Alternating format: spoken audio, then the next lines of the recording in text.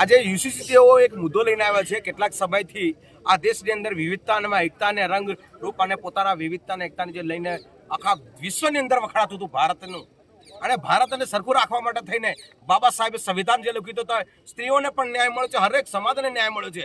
પણ કેટલાક સમયથી આવા એ લોકો વિચાર શ્રેણીવાળા વ્યક્તિઓ આવી ગયા છે, એ ભારતને તોડવા માટેની છે અને અશાંતિ ફેલાવવા માટે તેને નવા નવા તુક્કા લઈને આવ્યા છે. અમે આ સાકી લેવા માંગતા નથી. એમાં એવું કહેવામાં આવે છે કે આદિવાસીને ખુશ રાખવા માટે આદિવાસી નહીં બોલે, એની માટે એમ કે આદિવાસીને બહાર રાખવામાં આવશે. અમે આદિવાસી અમને એકલા નહીં, આ સમાજના બધા જ લોકો ભારતીયોને બધાને ન્યાય મળે એની માટે અમે આદિવાસીઓ સાથે એમની માટે હરેક દુઃખની અંદર સાચીએ. અને ઓળખાણ તો કોઈની ભૂસાવી ના જોઈએ, ઓળખાણથી જ માણસ ઓળખાય છે. અમારું આદિવાસીની ઓળખ અને એમની ઓળખ અને કેવી રીતે અમારા રીત રિવાજ, બોલી, ભાષા, સંસ્કૃતિ, પૂજા પદ્ધતિ અલગ છે, તો કેવી રીતે અમે એક હોઈ શકીએ?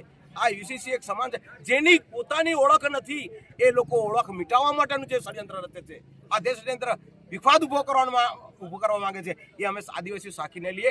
એસસી, એસટી, ઓબીસી અને માઇનોરિટી સાથે આદિવાસીઓ પણ સાથે છે, કેમ કે કેટલાક સમયથી અમને લાગી રહ્યું છે કે આ સમાજને, આ દેશને તંત્ર ક્યાંક ને ક્યાંક બોલી નથી શકતા, પણ દુઃખે બધાને છે.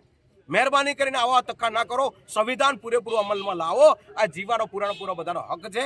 એ જ અમે આ લઈને આદિવાસીઓ અને એસસી, એસટી, ઓબીસી, માઇનોરિટી અમે બધા સાથે છીએ.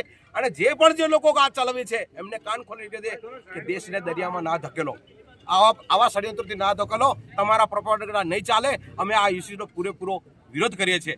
લાગુ કરો પૂરેપૂરો દેશની અંદર સંવિધાન પૂરેપૂરું લાગુ કરો, તો 100% અમે આ સમર્થનમાં. પણ યુસીસી તો બિલકુલ નામનો નહીં, એકને બાકાત રાખવાનું, એકમંચ રાખવાનું અમને ના ચાલે. અમે યુસીસીનો પૂરેપૂરો વિરોધ કરીએ છીએ.